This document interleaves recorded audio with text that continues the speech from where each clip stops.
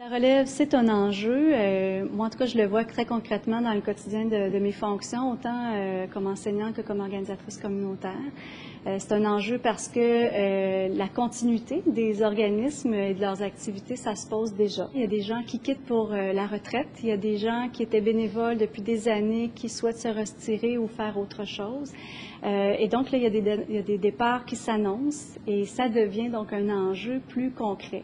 Je pense que tant que notre monde est là, tant que les gens sont fidèles au rendez-vous, la question se pose pas trop. Mais la journée où un bénévole ou un employé ou une personne annonce qu'elle souhaite quitter, ben là, on sent qu'il y a comme une pression, il y a comme une inquiétude, il y a une préoccupation chez certains groupes pour dire on n'a personne en liste, puis on n'y avait pas pensé, donc on ne s'est pas préparé non plus à assurer la transition. Puis le milieu communautaire n'est pas beaucoup connu. Je pense qu'on a même certains préjugés par rapport au milieu communautaire qui fait en sorte qu'on ne s'y voit pas nécessairement comme y travaillant. Et à mon avis, en tout cas, il y a un manque de reconnaissance du travail qui est effectué dans le milieu communautaire. Et même dans les cours et dans l'enseignement, les étudiants, sans même y avoir déjà participé, ont comme une espèce de, parfois un préjugé défavorable à l'égard du milieu communautaire. Soit parce qu'ils ont l'impression que c'est peut-être pas tant que ça du vrai travail, ou en tout cas, il y a toutes sortes, on entend toutes sortes de choses, pas juste de la part des étudiants, mais aussi de la population générale. Puis c'est aussi considéré comme étant un lieu de passage, je pense beaucoup. On va aller faire notre expérience, puis après on va aller vers autre chose. C'est comme si c'était moins sérieux, comme une école. Alors je trouve qu'on a à défaire ces préjugés-là, à faire connaître le milieu communautaire. Et puis, et ça, je pense que ça va être important dans les enjeux au niveau de la relève, de faire connaître ce secteur d'emploi-là. Donc, je pense que le milieu va devoir s'ouvrir peut-être un petit peu plus et permettre justement que les gens viennent voir comment ça se passe, leur donner des occasions d'être dans l'action avec eux.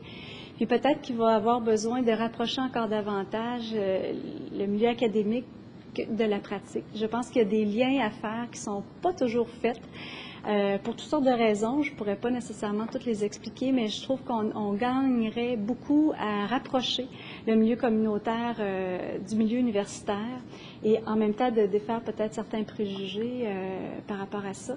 Et donc ce soir, très concrètement, j'ai 4 étudiantes qui vont venir participer à une action collective dans mon quartier où je travaille, qui vont me voir travailler avec des groupes, puis qui vont pendant 1 heure ou 2 coller à la réalité puis se faire une première opinion. Et moi, je pense que c'est comme ça qu'on peut intéresser, en tout cas, des gens qui ont un intérêt, mais qui ne savent pas trop.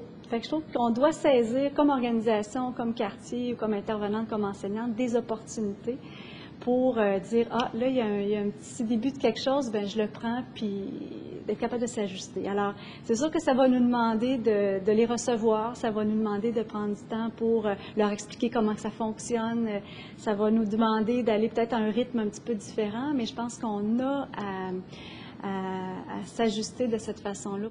Des obstacles à la rétention, autant dans le milieu communautaire, les conditions salariales peuvent être un obstacle, autant il y a des points positifs aussi qui permettent pour certaines personnes une meilleure conciliation travail-famille. Et ça, je pense que ça peut être un élément exploité pour attirer la relève dans le milieu communautaire. Donc, comme on dit, c'est pas toujours des conditions salariales, mais il y a un nombre de vacances, des fois des semaines de vacances plus importantes. Il y a la possibilité d'avoir des congés maladie ou pour les enfants plus importants.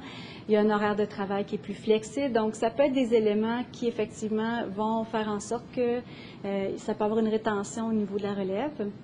En même temps, ça peut aussi devenir un obstacle parce que comme il y a une flexibilité, il y a aussi des horaires qui sont des fois difficilement conciliables. Il y a des heures supplémentaires aussi qui sont importantes. Donc, en même temps que ça peut être une force, il y a des gens qui sortent de là aussi parce que ça vient compromettre la conciliation travail-famille aussi. Le travail prend beaucoup d'espace, puis la famille en écope un peu aussi.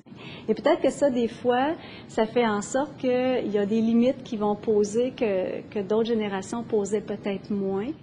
Je vois que les étudiants qui font le choix d'aller dans le milieu communautaire, ils y vont parce qu'ils veulent que ça colle à leurs valeurs, puis ils veulent qu'il y ait une cohérence le plus proche possible de leur quotidien avec ce qu'ils font comme travail. Je sens beaucoup de conviction, beaucoup d'engagement chez les jeunes, chez les moins jeunes. Ce qui, à mon avis, change, c'est peut-être de voir que pour les plus jeunes, le travail n'est pas l'unique lieu d'accomplissement de leurs valeurs, de leurs convictions puis de leurs croyances.